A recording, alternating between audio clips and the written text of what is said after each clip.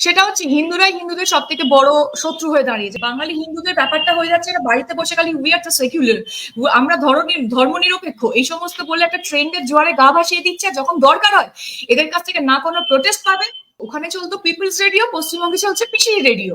সারাক্ষণ ধরে মানে মানুষকে, জনগণকে মিথ্যে কথা বলে বলে বলে বলে বলে বলে মানুষের ব্রেন ওয়াশ করার একটা অদ্ভুত প্রচেষ্টা। দেখো, আজকে ছাত্র আন্দোলন দিয়ে শুরু হয়ে বাংলাদেশের স্লোগান পরিণত হয়েছে অ্যান্টি ইন্ডিয়ানে। হ্যাঁ, ভারত যাদের মামার বাড়ি, কি চলে যা তাড়াতাড়ি, সামথিং এরকম কিছু একটা স্লোগান তারা বের করেছে। আজকে ইসলাম ধর্মের মানুষজনদের মধ্যে যে ঐক্যতান দেখা যায়, তাদের মধ্যে যে ঐক্য দেখা যায়, যে স্ট্রং ইউনিটি বা যে বন্ডিং, সেটা কিন্তু আমাদের হিন্দু ধর্মের মধ্যে নেই। যার জন্যে আজকে কি হচ্ছে, আজকে ওখানে যতগুলো ধরো হিন্দু রয়েছে বাংলাদেশে, তাদের উপর যে অত্যাচার হচ্ছে তারা ভয় পালিয়ে আসছে। কিন্তু সেই ধরো বলছি 50 লাখ লোকের মধ্যে যদি 1 লাখও হিন্দু থাকে, সেই 1 লাখ হিন্দুর, মানে এটা বাংলাদেশের কথা বলছি, হ্যাঁ, সেই 1 লাখ হিন্দুর মধ্যে যদি সেই লেভেলের ইউনিটি থাকতো না, বিশ্বাস করো কারো ক্ষমতা হতো না তাদেরকে তাড়িয়ে দেওয়া। সেই 1 লাখ হিন্দু যদি ঘুরে দাঁড়াতেন, আমি বলে দিচ্ছি তোমাকে, আজকে বাংলাদেশের আজকে এই চিত্র সম্পূর্ণ বদলে যেতে পারতো। কলিযুগে কিন্তু হরিনামই সার। কাজেই আমাদের কিন্তু নিজেদের ধর্ম, এবং আমরা যদি ঠাকুর দেবতার শরণাপন্ন না হই বা নিজেদের ধর্মকে যদি আমরা পালন না করি এবং নিজেদের ধর্মের প্রতি যদি আমরা মানে শ্রদ্ধাশীল না হই, তাহলে কিন্তু আমরা নিজেদের বাঁচাতে পারবো না। একটা সময় হবে আমাদের নিজেদের এক্সিস্টেন্সটাই নষ্ট হয়ে যাবে, তাই না? স্বয়ং ঠাকুর শ্রী রামকৃষ্ণ পরমহংস দেবও কিন্তু ইসলাম মতে দীক্ষা নিয়েছিলেন গুরু গোবিন্দ রায়ের কাছ থেকে। শুধু তাই নয়, শম্ভু মল্লিকের বাড়িতে তিনি যখন যীশু খ্রিস্টের ছবি দেখেছিলেন, তখন তিনি এতটাই ভাবাবেগ হয়ে গিয়ে ওনার ভাব সমাধি হয়ে গেছিল। সেই ভাব সমাধির মধ্যে তিনি যীশু খ্রিস্টের মানে দর্শন অব্দি পেয়েছিলেন। সবকা সাথ সবকা বিকাশ, এই যে কথাটা বলেছিলেন বিরোধী দলনেতা, সেটা কি সম্ভব বাংলায়? দেখো, বাংলায় সবকা সাথ সবকা বিকাশ, এই সবকা ব্যাপারটা না অনেক বড়, ওটার মানে পরিধিটা অনেক বৃহৎ। সবার আগে যেটা বাংলায় দরকার হচ্ছে হিন্দুদের সাথে, মানে হিন্দু বাঙালিদের সাথে হিন্দু বাঙালিদের ইউনিটি, যেটা বাংলায় নেই, সেই ঐক্য নেই আমাদের বাংলায়। বাংলাতে যেটা হচ্ছে এই মুহূর্তে দাঁড়িয়ে, এবং সেটা বেশ বহু বছর ধরেই দৃশ্যমান বা ভিজিবল, সেটা হচ্ছে হিন্দুরাই হিন্দুদের সব থেকে বড় শত্রু হয়ে দাঁড়িয়েছে। বা তুমি প্রশ্ন করতে পারো কিভাবে, এবার বলছি কিভাবে। যখন আমরা নিজেদের বলছি হিন্দু, তার মানে কি, আমরা একটা ধর্ম মানে আমরা কি বুঝি, যেটা আমরা ধারণ করি, তাই তো? আমরা ধারণ করেছি নিজেদের কিভাবে, আমরা মুখে বলছি আমরা হিন্দু, অথচ দেখা যায় যারা আমরা নিজেদেরকে হিন্দু বলি, আমাদের যে, বিশেষ করে আমি এখানে কিন্তু হিন্দু যখন বলছি, বাঙালি হিন্দুদের কথাটাই আমি প্রথমে হাইলাইট করবো। সেখানে আমরা বাঙালি হিন্দুরা কি করছি, আমরা দুর্গাপুজোয় অষ্টমীর দিনকে বিশেষ করে সকালবেলাতে আমরা কেউ খালি পেটে অঞ্জলি দিই, বা কেউ হয়তো আমরা লুচি খেয়ে অঞ্জলি দিই। তারপরে আমরা কি করতে বেরোই, সন্ধ্যাবেলাতে বেরিয়ে আমরা কলকাতার বেস্ট রেস্টুরেন্টটা খুঁজি, বেস্ট চিকেন কষাটা কোথায় পাওয়া যায়, বেস্ট মাটন কষাটা কোথায় পাওয়া যায়। তারপরে আমরা বলি দেখো আমরা কত সুন্দর ধর্ম পালন করছি, নাম্বার 1। নাম্বার 2, আজকে যদি আমরা একটু বাংলার বাইরে বেরিয়ে দেখি, বা বাংলায় বসবাসকারী নন বেঙ্গলি যারা আছে, অথচ যারা হিন্দু, মানে যারা বাংলা ভাষাভাষী নন কিন্তু তারা আখেরে হিন্দু, তারা দেখো নবরাত্রি পালন করেন। তারা সেই 10টা দিন বা 9টা দিন যেটা হয়, তারা মদ, মাংস না ছুঁয়েই দেখেন না। কিন্তু সেখানে বাঙালির কোন রকম কোনো রিচুয়াল, তুমি কালী পুজো বলো, দোল বলো, দুর্গা পুজো বলো, তারা ড্রিঙ্কস ছাড়া তাদের চলে না, মানে মদ ছাড়া তাদের সেলিব্রেশনই হয় না। এটা কিন্তু শুধু Bengali Hindu, I am sorry to say, মানে আমার দুর্ভাগ্য যে আমাকে এই কথাগুলো আজকে ওপেন বলতে হচ্ছে এইভাবে। কারণ এটা দেখা যায় যে বাঙালি হিন্দুদের মধ্যে এই ব্যাপারটা রয়েছে, যে তুমি বলো না দোলের দিন সকালবেলাতে, দোলের দিনকে যেহেতু ড্রাই ডে বেশিরভাগ এতে ঘোষণা করে দেওয়া হয়, এবং 2nd October dry day, 15th August dry day ঘোষণা করে দেওয়া হয় বলে তারা আগে থেকে খোঁজ রাখে যে কিভাবে তাদের কাছে স্টক তোলা থাকবে। এইগুলো অন্য যে কোনো নন বেঙ্গলি যারা হিন্দু হয়, মানে নন বেঙ্গলি মানে বাংলা ভাষাভাষী যারা হয়, তাদের বলছে তারা কি অসম্ভব নিষ্ঠা করে তাদের ধর্মের প্রতি, তাদের মানে নিষ্ঠাটা অনেক বেশি। যার জন্য আছে গুজরাটিদেরকে অনেক টপে রাখা হয়। তারা বাড়িতে যেরকম ভাবে গুজরাটিতে কথা বলছে, তারা ইংলিশও বলতে পারে, তাদের বাড়ির বউরা চাকরিও করে, সবই করে। এবং এই যে বাঙালিদের আরেকটা ব্যাপার খুব বাজে রকম ভাবে চোখে পড়ে, সেটা হচ্ছে তুমি কোনো বাঙালিদের সামনে একটা রাস্তায় কাউকে ধরে মারো, দেখবে না কেউ এগিয়ে এসে হেল্প করছে। প্রোটেস্ট করার শক্তিটা এদের মধ্যে থেকে হারিয়ে যাচ্ছে। বাঙালি হিন্দুদের ব্যাপারটা হয়ে যাচ্ছে এটা বাড়িতে বসে খালি উই আর দ্য সেকুলার, আমরা ধর্ম নিরপেক্ষ এই সমস্ত বলে একটা ট্রেন্ডের জোয়ারে গা ভাসিয়ে দিচ্ছে। যখন দরকার হয় এদের কাছ থেকে না কোনো প্রোটেস্ট পাবে, না এদের কাছ থেকে কোনো রকম কিছু, মানে কি বলবো, মানে অন্যায়ের বিরুদ্ধে প্রতিবাদ করার ক্ষমতাই এদের নেই। খালি বাড়িতে বসে বড় বড় কথা, লেকচার, এই চলে। আর যখন হয় এই ধরো ভোট গুলো যখন হয়, তখন চায়ের দোকান থেকে শুরু করে পাড়ার বিভিন্ন জায়গাতে গিয়ে তারা একে অপরের নামে গসিপ করেই তাদের জীবন শেষ করে দিচ্ছে। এবার আরো একটা বড় ব্যাপার, সেটা হচ্ছে এই যে আজকে সংখ্যালঘু সংখ্যাগুরু এই যে ব্যাপারটা, সবাই আমরা এক, আমাদের মধ্যে কিন্তু কারোর কপালে আমাদের লেখা নেই যে আমরা হিন্দু, বা কারোর কপালে লেখা থাকে না যে তুমি ইসলামিক। আমরা সবাই এক সূত্রে আমাদের থাকার কথা। সেইখানেতে আজকে আমাদের পশ্চিমবাংলাতে যে গয়েবলস থিওরি চলছে, গয়েবলস থিওরি, বা তুমি জিজ্ঞেস করতে পারো গয়েবলস থিওরি কি। গয়েবলস থিওরি হচ্ছে বিশ্বযুদ্ধের সময়কালীন, ওই সময়টাতে হিটলারের একজন প্রধান অনুচর ছিলেন যার নাম ছিল জোসেফ গয়েবলস। উনি কি করতেন, ওনার একটা খুব বাজে থিওরি ছিল। উনি সবসময় যেটা বিশ্বাস করতেন যে একই মিথ্যা কথা যদি বারবার বারবার বারবার বারবার বলা যায় না, সেটা সত্যির মতো সাউন্ড করতে থাকে। আর উনি সেই সুযোগটা নিয়ে মিথ্যে কথা, মানে হিটলার তো খুবই অত্যাচারী একজন মানুষ ছিলেন, সেটা সবাই আমরা জানি। তো হিটলারের নামে ভালো ভালো কথা বানিয়ে বানিয়ে বিভিন্ন রকমের কথা মানুষজনের কাছে উনি বলে বেড়াতেন, এবং সেটা বলার জন্য উনি একটা কি করলেন, রেডিও তৈরি করে ফেললেন, যেটাকে বলা হতো পিপলস রেডিও। তো সেই রেডিওটাতে সারাক্ষণ খালি হিটলারের জয়গান চলতো। এবার পশ্চিমবঙ্গে হয়েছে ঠিক সেইটা, ওখানে চলতো পিপলস রেডিও, পশ্চিমবঙ্গে চলছে পিসি রেডিও।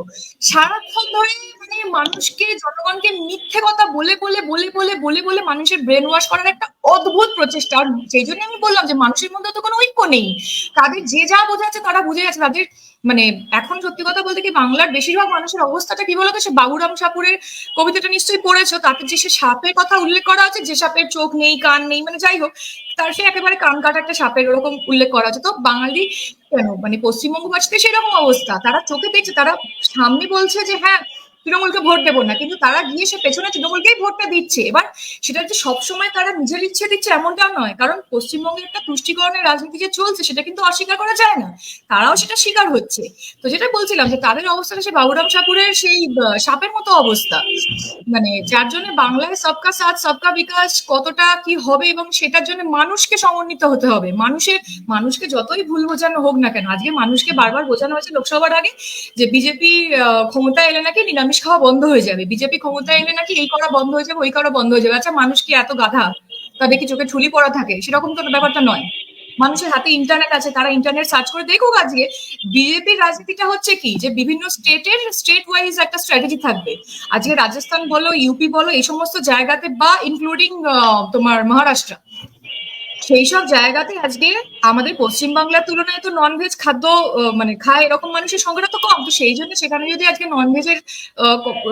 ননভেজের যদি বলা থাকে যে না ভেজ খাওয়া চালু হবে, ননভেজ খাওয়া কম হবে, সেখানে তো কিছু অসুবিধা নেই, কারণ সেখানে তো ননভেজ খাওয়ার লোক থাকেই না সেরকম ভাবে যতটা আমাদের পশ্চিমবঙ্গে আছে।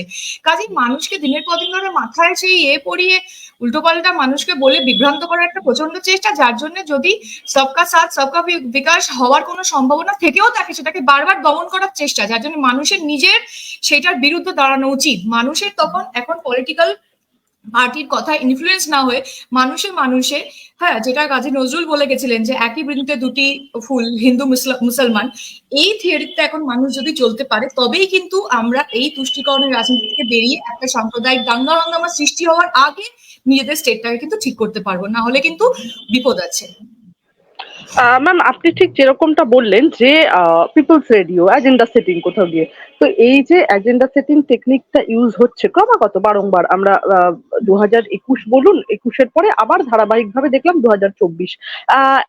কাজী নজরুল ইসলামের উক্তি উঠে এলো, মোরা একই বৃন্তে দুটি কুসুম।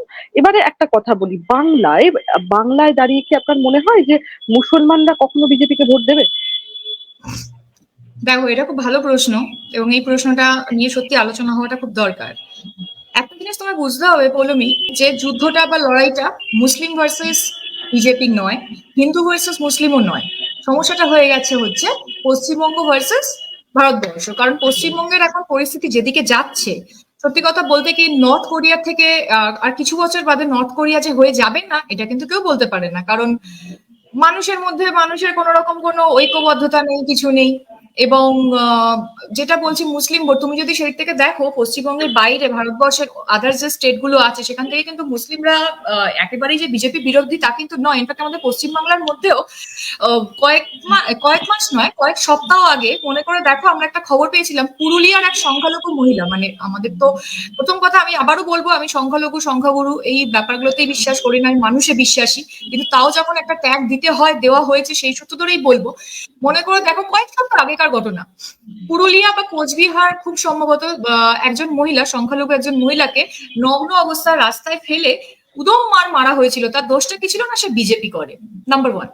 নাম্বার টু, বেশ সন্দেশখালী যখন উত্তাল হচ্ছিল তখন সন্দেশখালীর কিছু মুসলিম ভাই বোনকে আমরা এগিয়ে এসে মানে তাদের দেখেছি যে তারা কিন্তু এগিয়ে এসে বিজেপিকেই সাপোর্ট করেছিল। কাজেই আমরা কখনো বলতে পারি না যে না বিজেপি ভোট দেয় না, বা বিজেপি মানেই হচ্ছে অ্যান্টি মুসলিম, বা মুসলিমরা মানেই হচ্ছে যে না তারা অ্যান্টি বিজেপি, তারা শুধু কংগ্রেস বা মানে অন্যান্য স্টেটের মধ্যে কংগ্রেস বা আমাদের পশ্চিমবাংলাতে টিএমসি, সিপিআইএম বা কংগ্রেসকে ভোট দেয়। ব্যাপারটা এরকম একেবারেই নয়।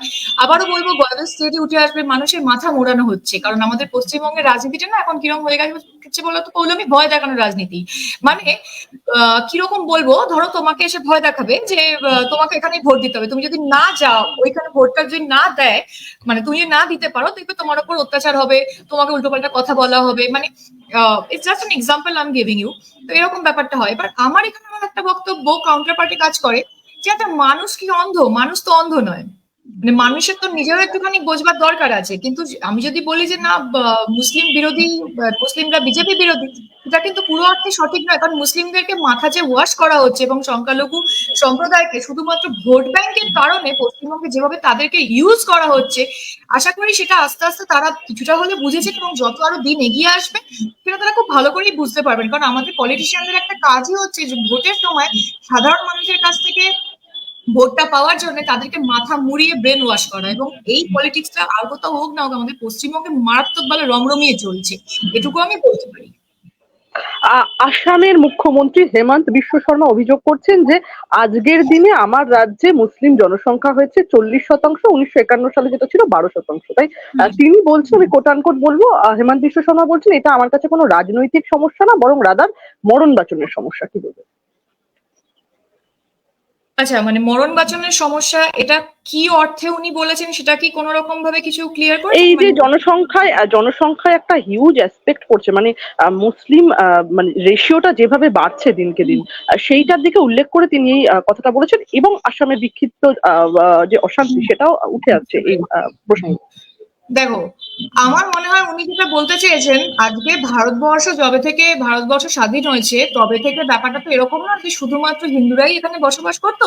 এখানে এমন প্রচুর, এবার দেখো মুসলিম মানেই যে তারা বদমাইশ লোক, তারা খারাপ লোক এমনটা না, প্রচুর মানুষ আছেন। আমার নিজেরও অনেক মুসলিম মানে ইসলাম সম্প্রদায় থেকে অনেক ফ্রেন্ড আছেন যাদের সাথে রীতিমতো ভালো রকম ভাবে আমাদের যোগাযোগ। মানে আমি এটাই বলতে চাইছি মানে মুসলিম সম্প্রদায় খারাপ নয়, একটা কমিউনিটি কেমন কি করে আমরা খারাপ বলতে পারি?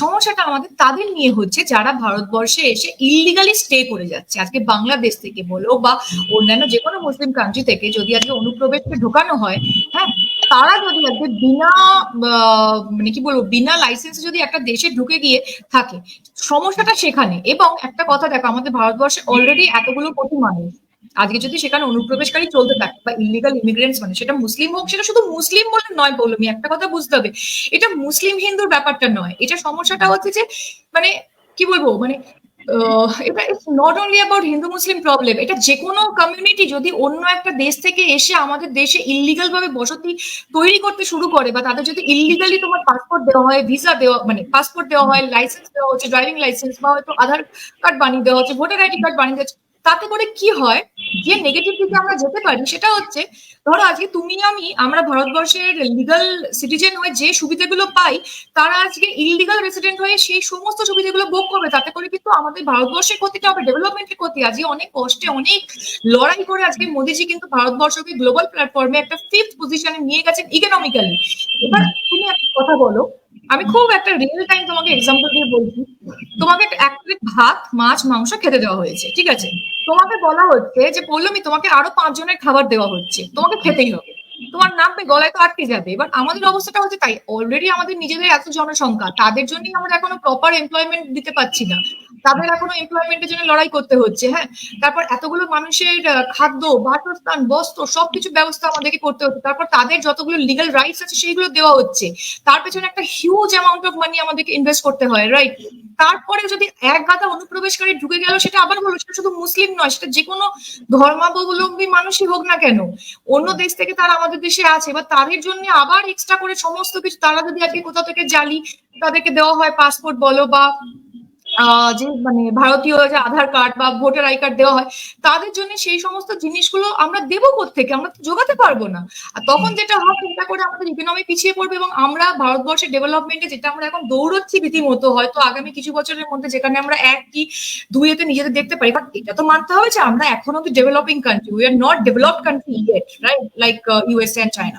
তো আমাদের নিজেদেরকে সেই ডেভেলপিং থেকে ডেভেলপড কান্ট্রির জায়গাতে নিয়ে যেতে গেলে এখনো যতগুলো বছর টাইম লাগবে, যদি আরো গাদাগুচ্ছে অনুপ্রবেশকারী বা কি বলবো, যে অন্য কমিউনিটির লোকেরা যদি আমাদের উপর এসে যায়, ইলিগাল ইমিগ্রেন্টস আমরা যাদের বলি, তাদেরকে সামলাতে গেলে আমাদের তো অলরেডি আরো 50 to 100 ইয়ার্স পিছিয়ে যেতে হবে ইকোনমিক্যালি। তখন আমরা যে ডেভেলপমেন্টের দিকে দৌড়াচ্ছি, সেটা তো আমাদের পাটা তো বেঁধে যাবে, আটকে যাবে, তাই না?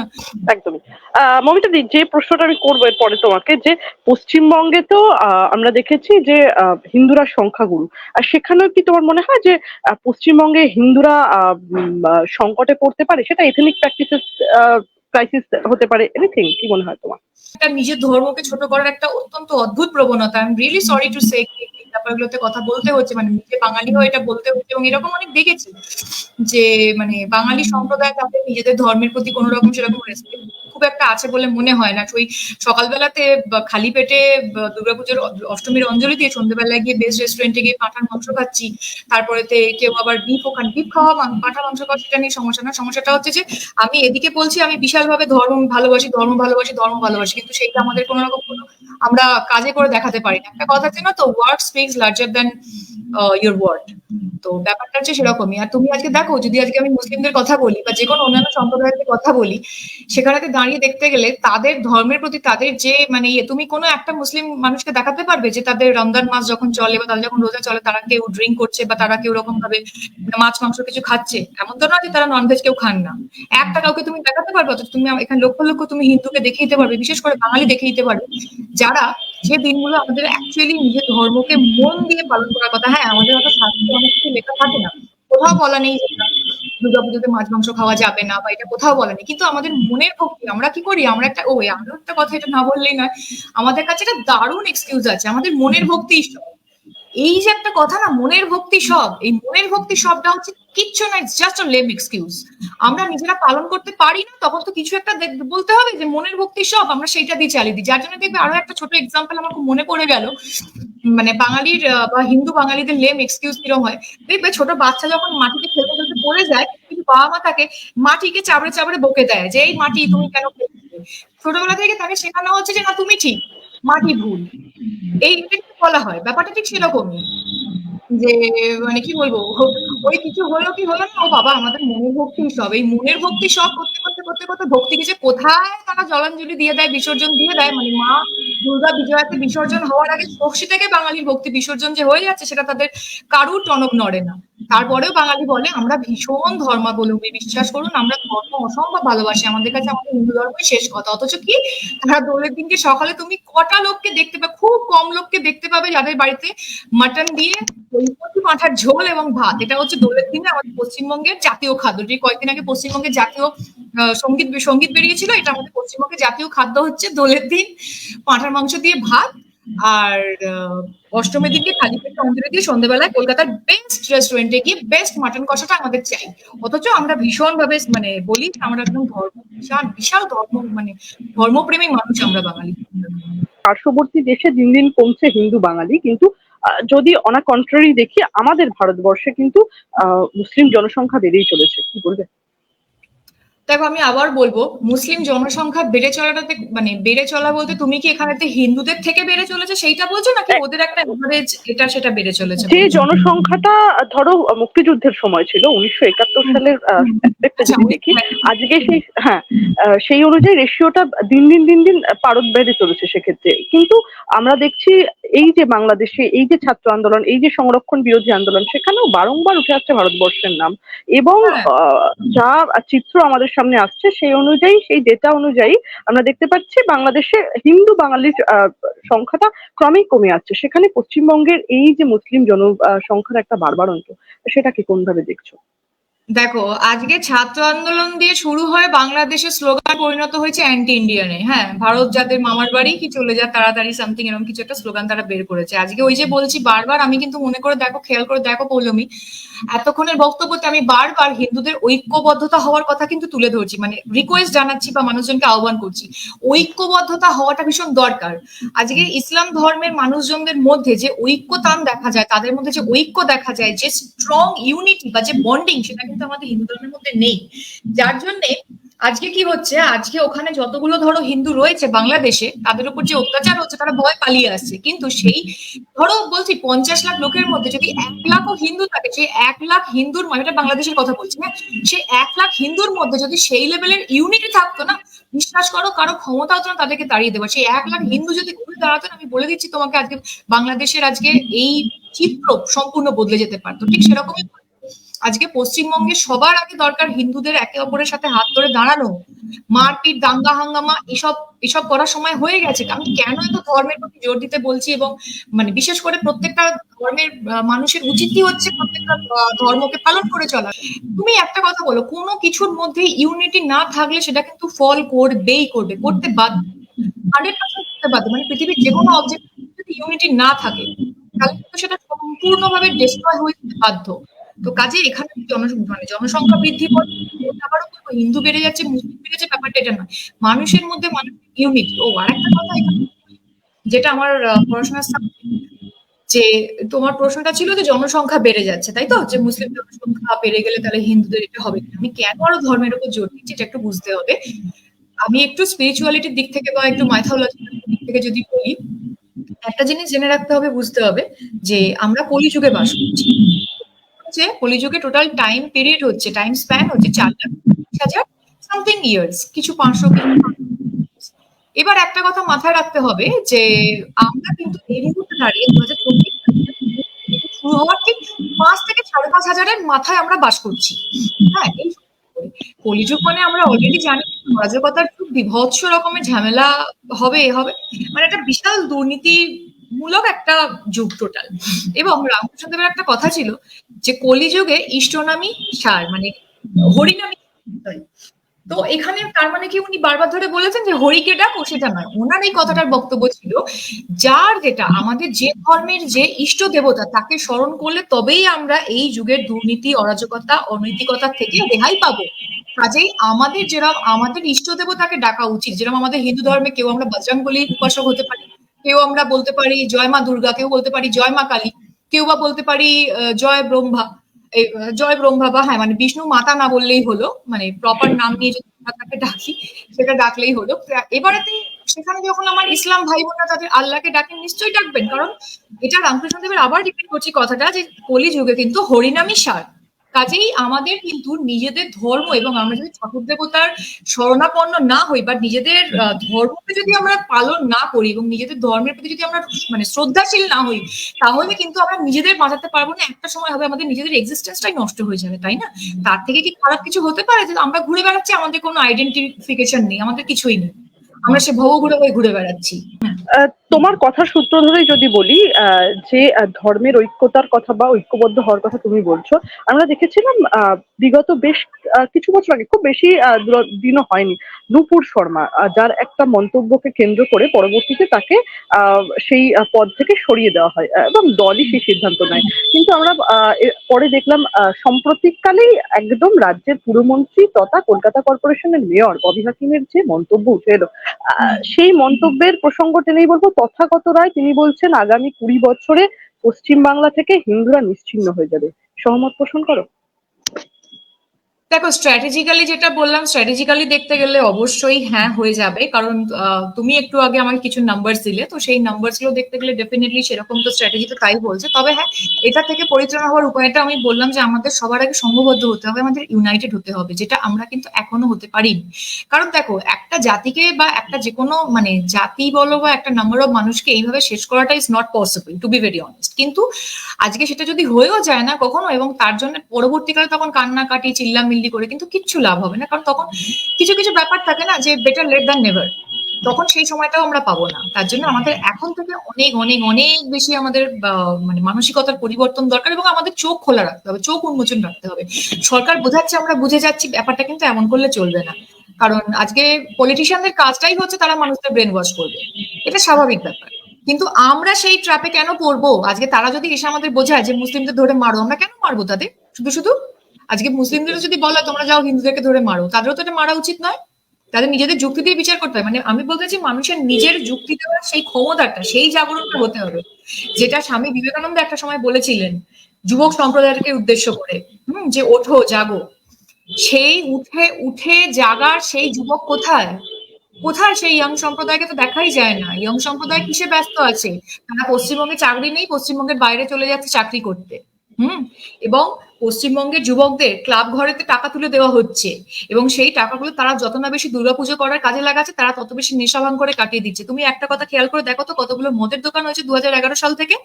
যতগুলো মদের দোকান হয়েছে না, তার 1% যদি মানুষের এডুকেশন বা মানুষের চাকরির ক্ষেত্রে কাজে লাগানো যেত, আজকে বলতে পারি, আমি হলফ লিখে দিতে পারি, পশ্চিমবঙ্গের আজকে অবস্থাটা একদম অন্যরকম হতো। কাজেই এখনো সময় আছে, এখনো কিন্তু সেই বিলুপ্তিকরণ ঘটেনি, এবং যতটা যা দেরি হয়েছে, it can be still managed. But ওই অ্যাগেন আমি এটাই বলবো যে we have to be united সবকিছুর জন্য। মমতাদি, তাহলে তুমি কি তোমার বক্তব্যের মধ্যে দিয়ে বলতে চাইছো যে পশ্চিমবঙ্গের রাজনীতিতে অসহিষ্ণুতার ছবিটা দিন দিন স্পষ্ট হচ্ছে? শুধু স্পষ্ট নয়, অত্যন্ত তীব্রভাবে স্পষ্ট। এতটাই স্পষ্ট, এটা আমায় তোমায় নয়, একটা ক্লাস 5 এর বাচ্চা বলে দিতে পারবে। মানে শুধু এটাতে শুধু মানে কি বলবো, অত্যন্ত তীব্র সমস্ত দিক থেকে। তুমি একটা কিছু বলো, পড়াশোনা থেকে মানে এডুকেশন থেকে শুরু করে কয়লা গরু এসব তো পাচার ছেড়েই দাও। দেখছো তো গুহা অব্দি বেরোচ্ছে, মানে সুড়ঙ্গ অব্দি বেরোচ্ছে লোকের বাড়ি খাটের তলা থেকে। মানে টাকা পয়সা বেরিয়েই শান্ত নয়, খেলনাপত্র বেরিয়ে শান্ত নয়, লোকের বাড়ি খাটের তলা থেকে এখন গুহা অব্দি বেরোচ্ছে। এবং সেই গুহা কোথায় যাচ্ছে? ওই নদী দিয়ে একদিকে যাচ্ছে জামনগর চলে যাচ্ছে, একদিকে বাংলাদেশ চলে যাচ্ছে। এই তো অবস্থা।